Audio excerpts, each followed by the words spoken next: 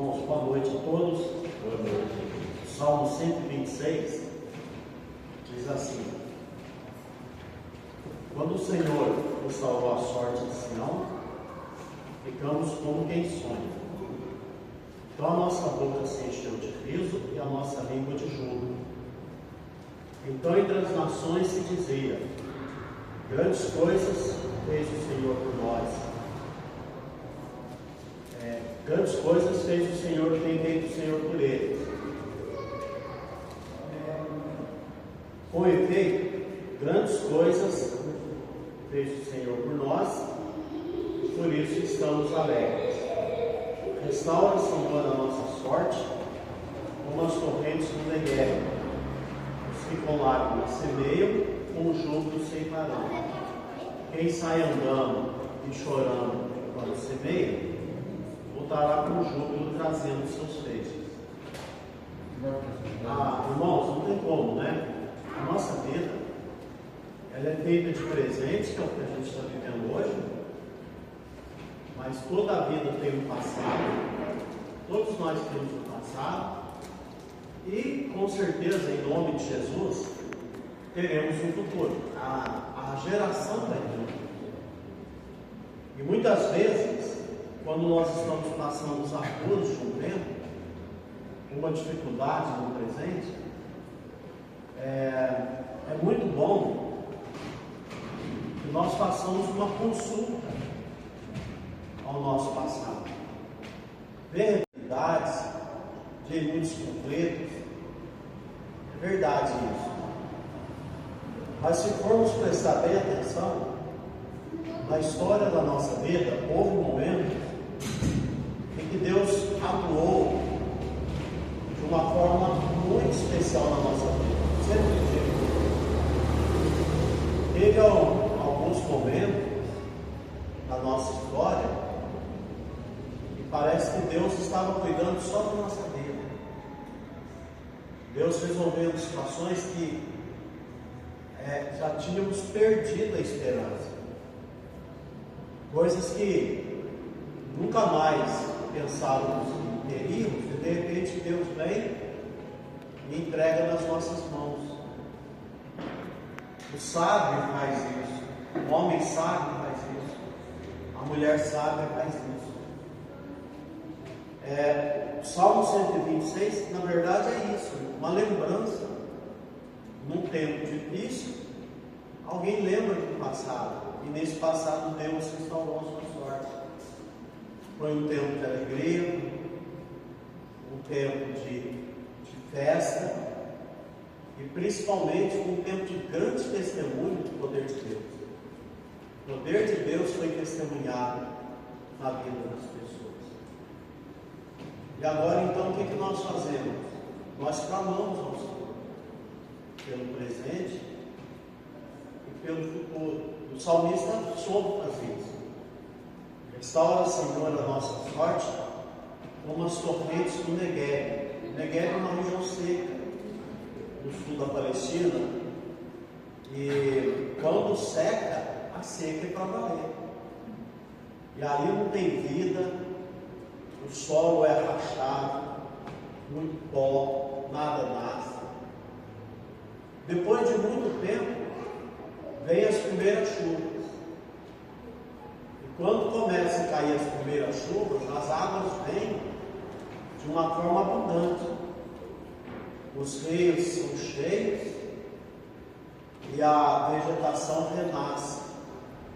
E a paisagem fica muito linda. O que era o caos se transforma num jardim muito lindo. Deus pode fazer isso na nossa vida. Sempre.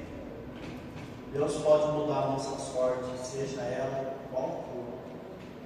Deus pode trazer de volta, irmãos, tudo que perdeu. Tenho certeza disso. Nosso Deus é esse. Às vezes temos perdas irreparáveis, pensamos que elas são irreparáveis, mas o Senhor é poderoso para nos dar de volta tudo, principalmente aquilo que o inimigo nos roubou, que a vida nos tirou. Nesse espírito, vamos nos colocar em pé, igreja. Quero convidar meu irmão Antônio para que ore por nós, invocando a presença do Senhor neste momento. Seja um momento de bênção, de alegria. Vamos colocar. Então, Zé vai vir aqui, vai orar por nós. Vamos orar, irmãos. Querido Deus e maravilhoso Pai, nós estamos, Deus, mais uma vez, a tua presença, Pai.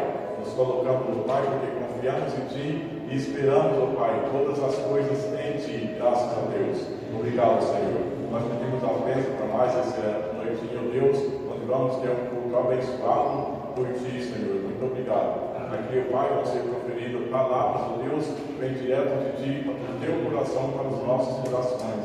Muito obrigado, Senhor, por esse feito. Nós agradecemos, ó Pai, nós pedimos as bênçãos e fazemos isso em nome do Seu Filho Jesus. Amém.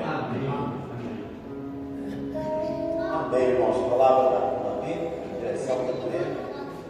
Amém. Vamos aproveitar que nós já estamos em pé para a gente louvar o nosso Senhor.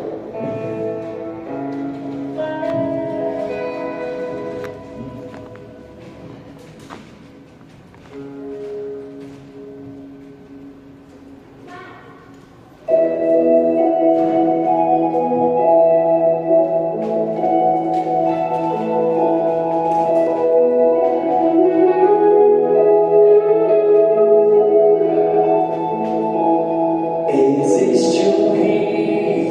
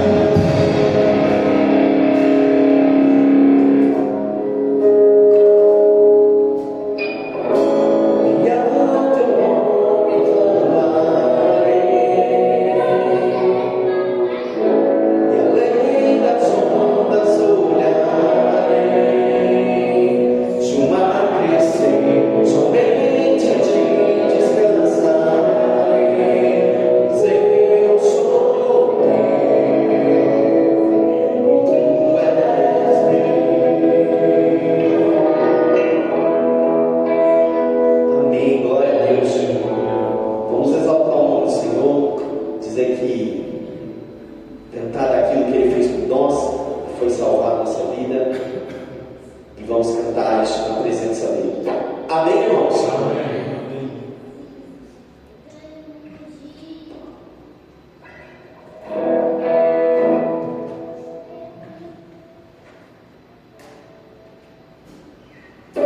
Jesus é tua presença, reunidos aqui, renovamos tua face, entendemos a ti.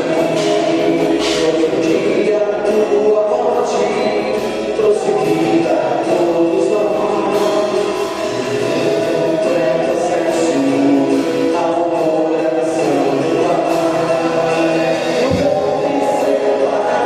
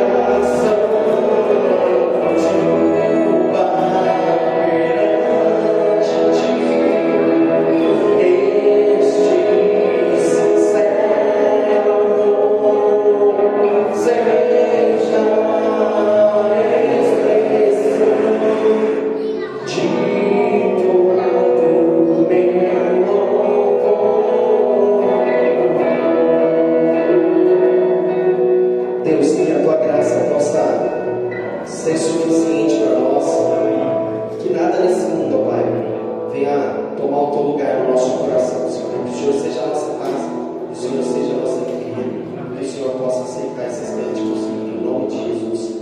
Amém. Pode ser.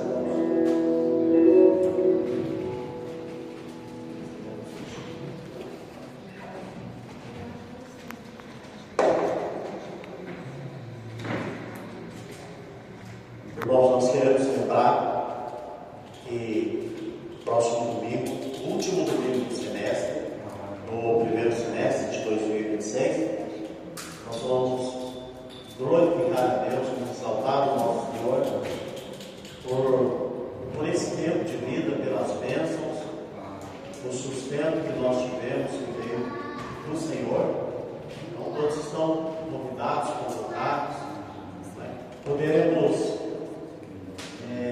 irmãos, vamos orar por esse trabalho também, vamos trazer famílias, vamos convidar vidas para estarem aqui. Eu já estou fazendo meus convites, espero que os irmãos também estejam convidando e também juntos. Os detalhes a Serena vai colocar no grupo aí durante a semana, então vamos ficar atentos a eles. O último cântico que foi entoado, muito especial, eu gosto muito, porque eu vejo no apóstolo São Paulo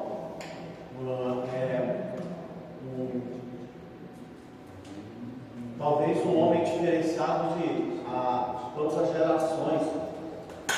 Como que o apóstolo Paulo tinha uma visão de vida, e era impressionante como ele estudava Deus, como ele entendia Deus.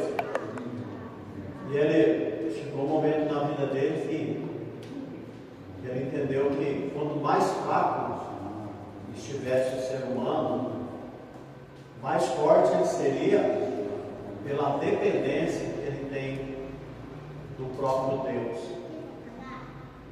E aprendeu uma coisa que nós também devemos aprender sempre nas nossas vidas. Irmãos, nós não precisamos de absolutamente nada desse mundo, a não ser a graça do Senhor. O Senhor Jesus diz que o reino de Deus deve ser buscado em primeiro lugar, e as demais coisas nos serão acrescentadas. As demais coisas, irmãos, não são fundamentais para a vida, nenhuma delas, mas elas vêm gratificação, cuidado de Deus nas nossas vidas, por tudo aquilo que a gente tem buscado nesse reino. E aí o apóstolo Paulo então completa: quando estou fraco, eu me sinto forte, porque a graça do Senhor é suficiente, a graça do Senhor nos basta. A graça do Senhor tem sustentado a tua casa nesse tempo todo, e a graça do Senhor tem sustentado a nossa igreja nesse tempo todo também, né? Através do dízimo que você entrega, das transferências que você faz, através das ofertas que você entrega. Então, como a gente faz todos os domingos, essa é uma oportunidade. Se você trouxe oferta, se você trouxe dízimo, então pode colocar aqui, né? O Davi está aqui.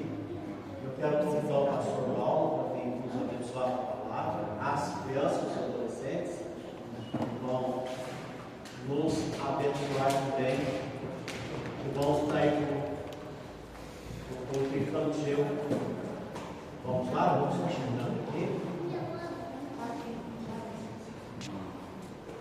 Irmãos, vamos fechar nossos olhos nesse momento.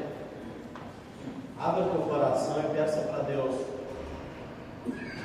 vir falar com você.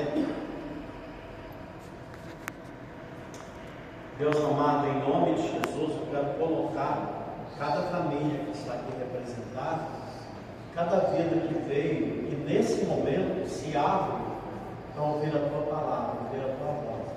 Quero colocar diante do Senhor as crianças que saem agora, as pessoas, os irmãos responsáveis por ela. Deus, que a unção do teu Espírito nos acompanhe e nos abençoe para sairmos daqui, Deus, abençoados, transformados pela tua palavra, em nome de Jesus. Amém.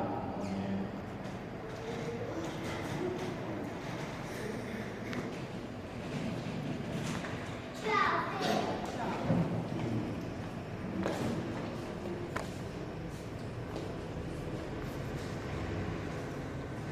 Amém. Que a bênção do Senhor Jesus esteja sobre cada um de nós. Eu quero convidar você a abrir a palavra de Deus, a ler o livro. Nós estamos na nossa série de milagres de Jesus. Esse é o 5º, João narra 7. Então esse é o 5º milagre narrado por João do Evangelho dele. João capítulo 6, versículo 16 a 21. Falamos sobre o 4º milagre já, né, algum tempo atrás, que é João capítulo 6, de 1 a 15. Agora, na sequência, João relata o 5º, a partir do versículo 16. João capítulo 6, 16 a 21, a palavra de Deus diz assim: Ao descambar o dia, os seus discípulos desceram para o mar e, tomando um barco, passaram para o outro lado, rumo a Cafarnaum. Já se fazia escuro e Jesus ainda não viera ter com eles. E o mar começava a empolar-se, agitado por vento rijo que soprava. Tendo navegado uns 25 a 30 estádios, 5 quilômetros mais ou menos, eis que viram Jesus andando por sobre o mar, aproximando-se do barco, e ficaram possuídos de temor. Mas Jesus lhes disse: Sou eu, não temais. Então eles, de bom grado, o receberam, e logo o barco chegou ao seu destino. Vou ler ainda o 22. No dia seguinte, a multidão que ficara do outro lado do mar notou que ali não havia senão um pequeno barco, e que Jesus não embarcara nele com os seus discípulos, tendo estes partido sós. Até aí então, no verso 22. Esse é o 5º milagre relatado por João no seu Evangelho. João fala sobre o primeiro, ali, João capítulo 2, as bodas de Caná, quando Jesus transforma a água em vinho. O segundo milagre que João narra está lá no capítulo 4, quando João fala sobre a cura do filho de um oficial do rei. Depois, João capítulo 5, ele fala sobre a cura do paralítico de Betesda. Depois, João capítulo 6, de 1 a 15, ele fala sobre a multiplicação dos pães. E agora, Jesus está falando então sobre o 5º milagre, Jesus andando por sobre o mar. No capítulo 7 e capítulo 8 não tem milagre, não tem nenhum sinal que o João registra. No capítulo 9 temos o 6º, que é a cura do cego de nascença. Capítulo 10 não tem também, e depois João encerra no capítulo 11, falando sobre a ressurreição de Lázaro. Mas nós estamos aqui então, nesse capítulo 6, a partir do verso 16, onde João fala sobre esse 5º milagre de Jesus andando por sobre o mar. E é muito interessante porque eu estava estudando esse texto e lendo o texto paralelo também, que Mateus registra esse texto e Marcos também. Mas o Evangelho de Marcos, ele é um pouquinho mais completo. Nós estamos em João, mas ele é um pouco mais, o texto de Marcos é um pouco mais completo, e Marcos nos ajuda a entender algumas coisas que estavam acontecendo aqui nesse texto. Por exemplo, o evangelista Marcos diz que Jesus mandou que os discípulos pegassem um barco e fossem para o outro lado do mar, e ele ficou do lado de cá. João omite esse detalhe, o porquê que Jesus ficou. Mas Marcos diz que Jesus ficou despedindo a multidão. Lembrem-se, Jesus tinha acabado de fazer o milagre da multiplicação dos pães, e uma grande multidão de 5.000 pessoas comeram os pães e os peixes. O texto de Marcos diz que Jesus ficou ali ainda, então, despedindo a multidão, talvez conversando com alguns deles, conhecendo algumas famílias, se inteirando da vida pessoal de alguns que estavam ali, talvez orando com algum deles. E depois Marcos também diz que Jesus subiu ao monte sozinho para orar. Daí então uma explicação por que os discípulos pegam aquele barco e vão sozinho para outra margem. Jesus prefere ficar só agora para ter esse tempo com Deus. E é somente Marcos que fala isso. Jesus ficou sozinho no monte para orar.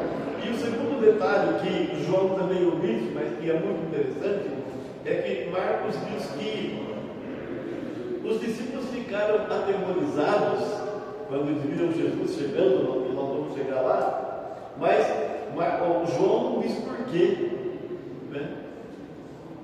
Marcos diz que eles ficaram atemorizados e Marcos acrescenta que eles não tinham entendido, presta atenção, eles não tinham entendido o milagre da multiplicação dos pães, que eles tinham acabado de ver. Não tinham entendido isso. E aí, quando eles veem Jesus andando por sobre o mar, eles ficam com medo. Mas vamos lá. Nós vamos voltar aqui para o nosso texto de João capítulo 6, versículo 16. E eu quero destacar aqui algumas lições desse texto para a nossa edificação espiritual. A primeira coisa que esse texto nos fala, que saltou aos olhos para mim, é que nós temos aqui uma sensação do abandono de Deus. Há aqui uma sensação do abandono de Deus. Olha o versículo 17. E tomando um barco, passaram para o outro lado, rumo a Cafarnaum. E olha o que João escreve aqui no final do verso 17. Já se fazia escuro e Jesus ainda não viera ter com eles. Presta atenção nisso aqui. Já estava escuro. Jesus ainda não tinha chegado. Eles esperavam que Jesus chegasse. Só que já estavam remando há muito tempo. O texto vai dizer lá que é 25 a 30 estádios, e eu já disse que é mais ou menos uns 5 quilômetros. Eles já estavam remando o mar adentro, há pelo menos 5 quilômetros dentro do mar. A noite já tinha chegado e Jesus não tinha vindo ainda. Jesus dissera para eles que ele ia encontrar com eles lá. Só que a noite chegou e eles estavam lá sozinhos no meio do mar. A escuridão tomou conta. E onde está Jesus? Onde é que ele está? E os discípulos começam a ficar com medo e a ficar preocupados. Jesus disse que ia vir, mas não veio, não chegou. Todos nós já nos sentimos assim. Todos nós já passamos por momentos assim. Horas escuras da nossa vida, momentos de aflição, difícil demais, momentos em que você ora e parece que a resposta não vem, momentos em que você faz perguntas para você mesmo e para Deus e as respostas também não vêm, você não entende o que está acontecendo. O fato é que os discípulos estavam começando a ficar amedrontados já, porque a hora estava passando, a noite chegou, e João vai dizer que o vento começou a balançar o barco também, além de tudo, né?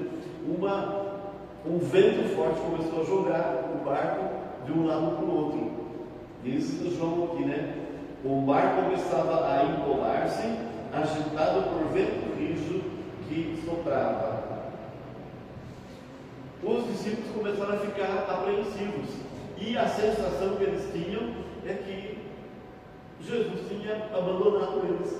Jesus tinha se esquecido deles. Nós já passamos por isso.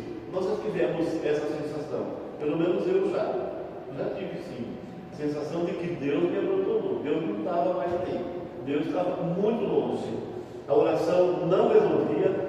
A minha preocupação piorava mais ainda. As perguntas sem respostas iam brotando do meu coração e eu não sabia o que fazer. A sensação do abandono de Deus era grande, era real. E eu tenho certeza que você já passou por isso também. Uma sensação de que Deus não está com você, de que Deus está muito longe, de que Deus não ouviu a sua oração.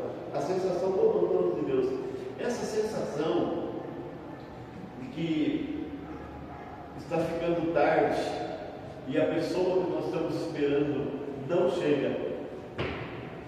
É a sensação do pai e da mãe, por exemplo, quando tem um filho na rua, filho adolescente na rua, e a hora está passando e o filho não chega, e o pai e a mãe ficam preocupados.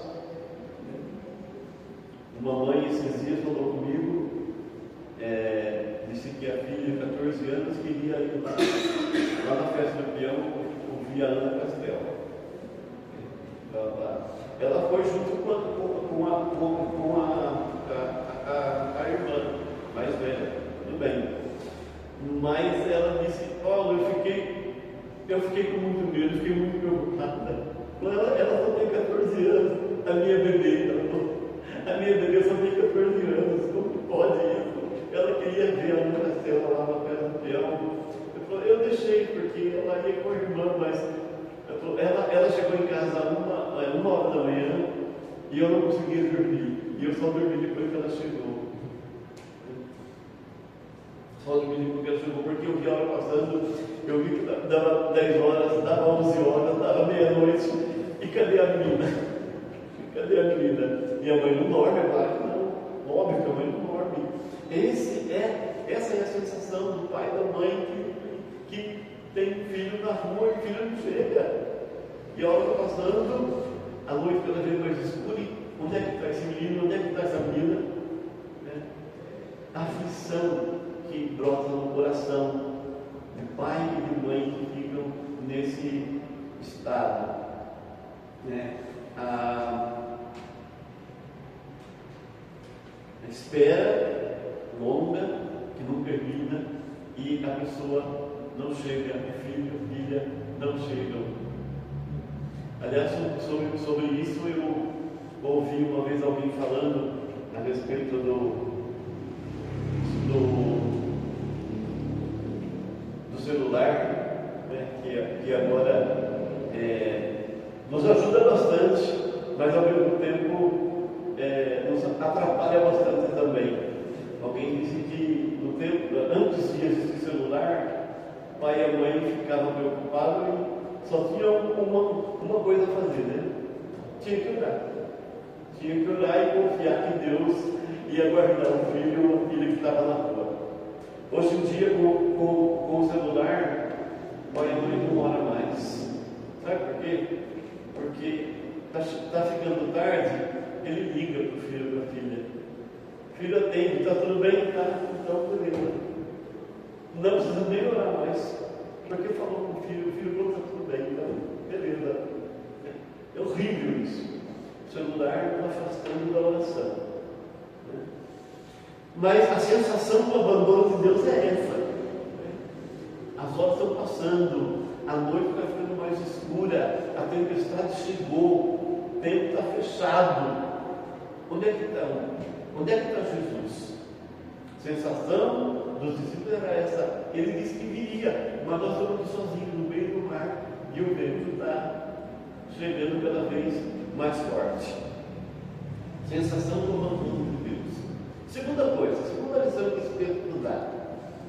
Olha só, a inclinação de domesticar ou de colocar Deus dentro de uma caixinha da nossa lógica.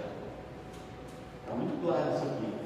Nós temos uma inclinação muito natural, né, de domesticar Deus, de colocar Deus numa caixinha, dentro da nossa lógica. O texto diz, olha o verso 19: tendo navegado uns 25 a 30 estados, eis que viram Jesus andando sobre o mar, aproximando-se do barco, e ficaram possuídos de temor. Porque quando eles viram aquele vulto, né, no escuro, no escuridão, caminhando em cima das águas. Eles ficaram com medo. E mais uma vez, Marcos é mais detalhista. João não diz isso, mas Marcos diz: eles pensaram que fosse um fantasma. É isso que Marcos diz. Pensaram que fosse um fantasma e ficaram com medo. Ficaram com muito medo. João volta aqui para nós e diz o seguinte: eis que viram Jesus andando sobre o mar. Olha só, eles olharam para o vulto caminhando sobre as águas, vindo na direção deles, e João diz que eles viram Jesus, que eles sabiam que era Jesus, só que ficaram com medo, achando que era um fantasma. Porque, olha só, olha o versículo 22. No dia seguinte, a multidão que ficava do outro lado do mar notou, presta atenção nisso, a multidão notou que ali não havia senão um pequeno barco do outro lado, tá? Havia somente um pequeno barco, e Jesus não tinha vindo no barco com eles, só que Jesus já estava lá também, né? Então, o que acontece aqui? Os discípulos ficaram atemorizados e pensaram que fosse um fantasma. Por quê? Porque na cabeça deles, na lógica deles e também na nossa, Deus só pode agir de um jeito. Jesus só podia vir de barco. Se não tiver barco, Jesus não vem. Na cabeça deles era isso. Na lógica, na concepção humana deles é isso. Se não tiver um barco, Jesus não pode vir. E o fato é que não tem barco, então Jesus não veio. E a multidão pensou a mesma coisa, porque quando chegaram do lado de lá e encontraram Jesus, a pergunta foi essa: quando o senhor chegou aqui? Como é que o senhor chegou aqui? Quando é que o senhor chegou aqui? Se só tem um barco e o senhor não veio com eles, como é que foi isso? É a pergunta deles. E os discípulos ficaram atemorizados porque na lógica deles e na cabeça deles também era isso. Jesus tinha que vir de barco. Se não tivesse barco, Jesus não podia vir. Por isso que Marcos fala, eles não tinham entendido o milagre da multiplicação dos pães. Eles não tinham entendido que eles estavam diante de Deus e que Deus pode fazer qualquer coisa. Mas nós também temos essa mesma lógica. Nós queremos que Deus venha agir do nosso jeito, no nosso tempo, da nossa maneira. E Jesus simplesmente quebra aquela lógica humana, porque ele tem liberdade para agir do jeito que ele quer. Jesus quebra a lógica humana. Na cabeça dos discípulos, a questão era muito simples: se não tiver barco, Jesus não vem. Se não tiver barco, Jesus não vem. E na nossa cabeça tem assim: Senhor, se não for desse jeito, eu não vejo outra solução. Tá, nós não vemos solução.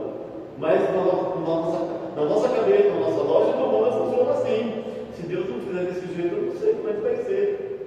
Mas o nosso Deus é ilimitado e Ele não precisa agir dentro da lógica humana, dentro daquilo que nós achamos o mais certo, dentro daquilo que nós achamos que Ele tem que fazer, ou no nosso tempo, dentro daquele tempo que nós determinamos. Eu preciso disso para hoje. Mas Jesus tem a liberdade para fazer o que Ele quer. Mas nós temos uma inclinação muito forte de querer domesticar Jesus, de querer colocar Deus dentro da caixinha daquilo que a nossa lógica incompleta e humana funciona e reage. Essa é a inclinação muito natural.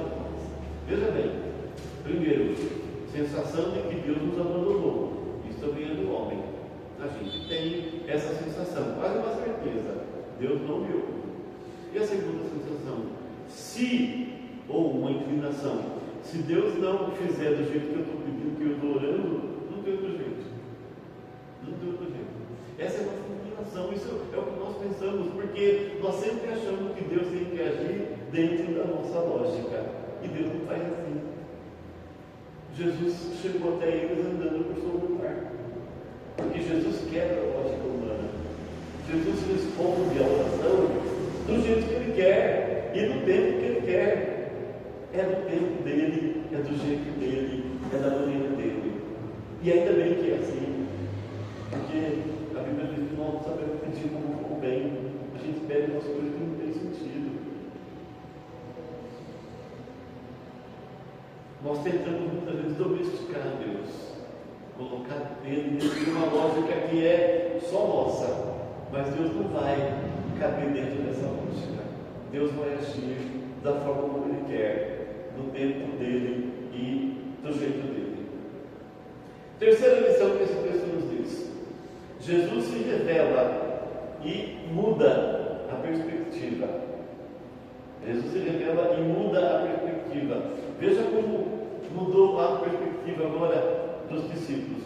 Versículo 20. Mas Jesus lhes disse: sou eu, não temais. Aqui Jesus tem que falar para eles: calma, sou eu, não tenho medo. Porque eles viram ele andando sobre o mar, aquele mar todo agitado, né? Pronto, agora vem o fantasma ainda para ajudar, né? E Jesus fala: não temais, sou eu. E aí o verso 21 diz como que mudou a perspectiva deles. Verso 21. Então eles, de bom grado, tem uma versão que diz, com alegria, eles, de bom grado, o receberam. E João termina aqui, ó. E logo o barco chegou ao seu destino. E mais uma vez Marcos é mais detalhista, porque Marcos diz que quando Jesus entra no barco, o vento cessa. E cessou o vento. Marcos diz isso. João omite essa parte. João diz: logo o barco chegou ao seu destino. Jesus se revela e muda a nossa perspectiva. Quando Jesus chegou no barco, deu aquela palavra para eles: sou eu, não temais. Jesus veio ao nosso encontro. Nas horas escuras, nas noites sombrias, como nós cantamos aqui agora há pouco, Jesus vem ao nosso encontro. E Ele vem da maneira que Ele quer. E Ele age no tempo que Ele quer. Não é no nosso tempo, não é no nosso jeito. Jesus não precisa de barco. Jesus vem caminhando por sobre as águas. E isso tem que mudar a nossa perspectiva. Tem que mudar a nossa cabeça. Tem que mudar a nossa fé, a nossa relação com Ele. Porque Deus é ilimitado. O nosso Deus não conhece limites, Ele pode fazer as coisas do jeito dele.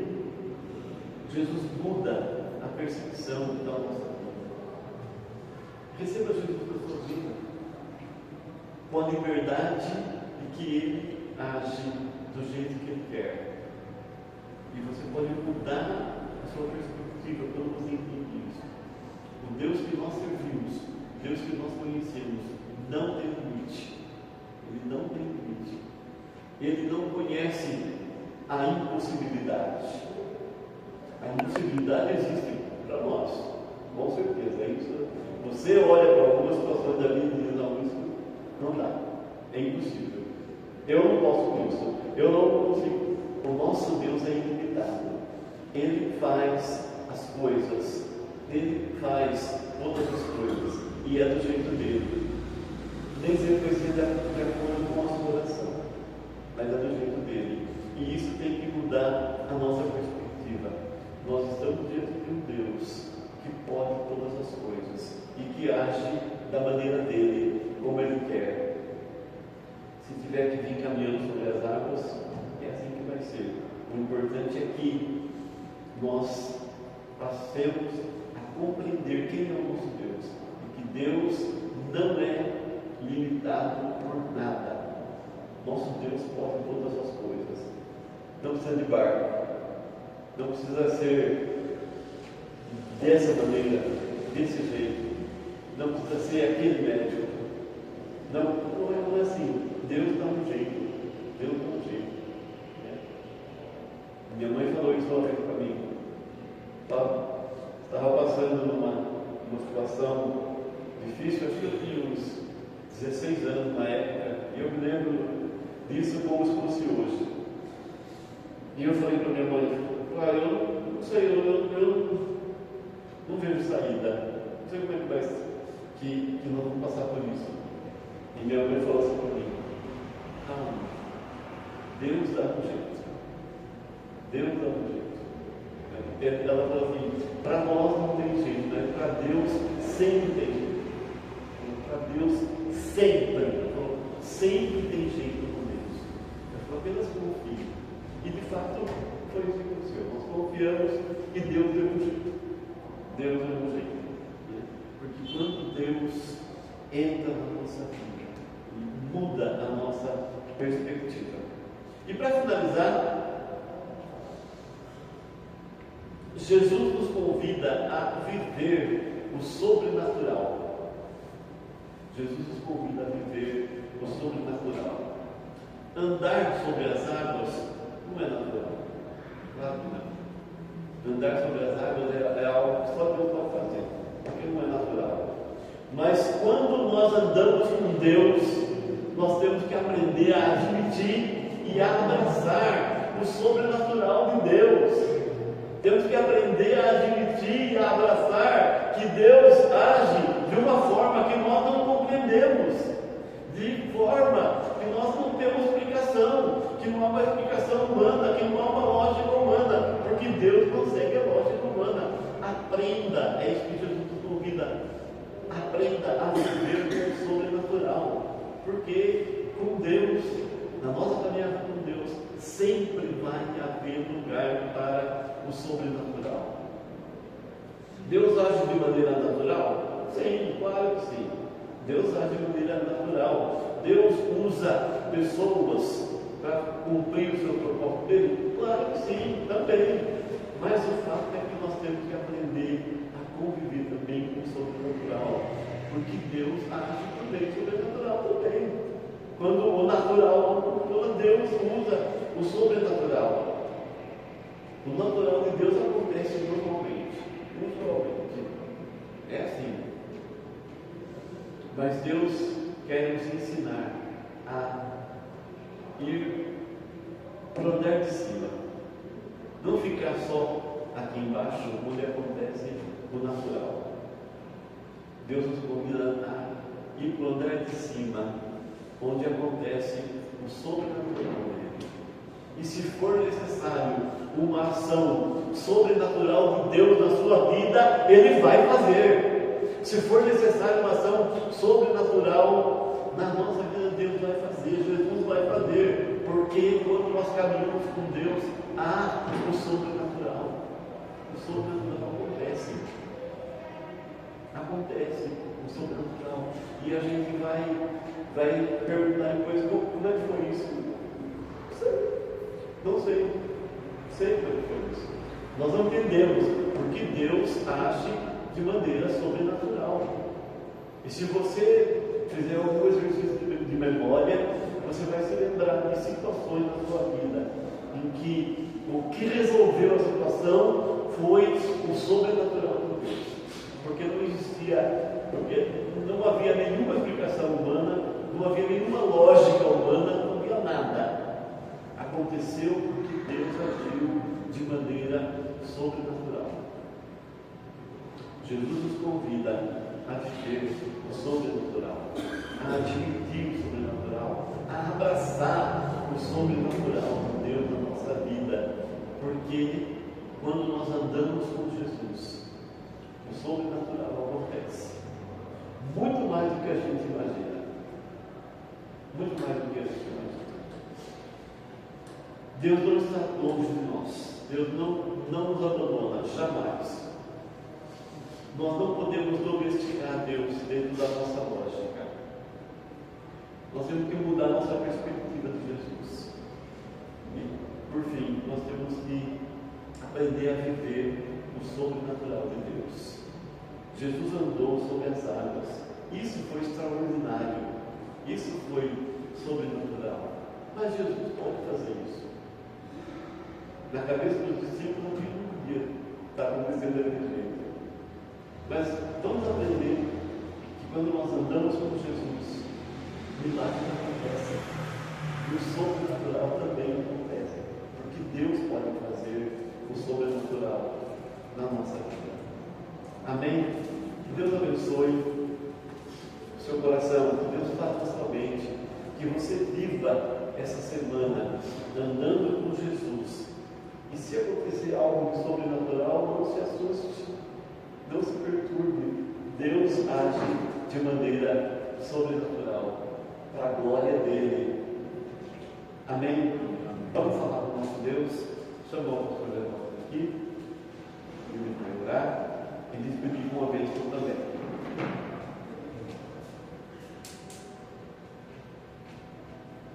Nós vamos colocar em pé. O sobrenatural de Deus nos conduz. Não é isso, irmãos? O natural do mundo nos causa medo, pânico, destruição. Nós vivemos dentro desse sobrenatural. Esse que nos anima, nos conforta e nos faz viver. Amém? Fechem os olhos. Deus, em nome de Jesus, ao sairmos da tua casa, o nosso coração se alegra porque aqui nós estivemos. A nossa alma se regozija no Senhor e a nossa confiança, Deus, se renova na tua pessoa. Amém. Em nome de Jesus, Pai, sejamos renovados pelo Senhor, que a nossa fé não se esmoreça diante dos perigos. Amém. E que nós possamos, ó Deus, começar mais uma semana cientes, ó Deus, de que o sobrenatural do Senhor se manifestará em cada momento da nossa vida. Amém. Em nome de Jesus. Amém. Amém. Amém, irmão. Vamos receber a bênção. Que a bênção de Deus Pai, Deus Filho, Deus Espírito Santo repouse sobre vós, hoje e sempre. Amém. Amém.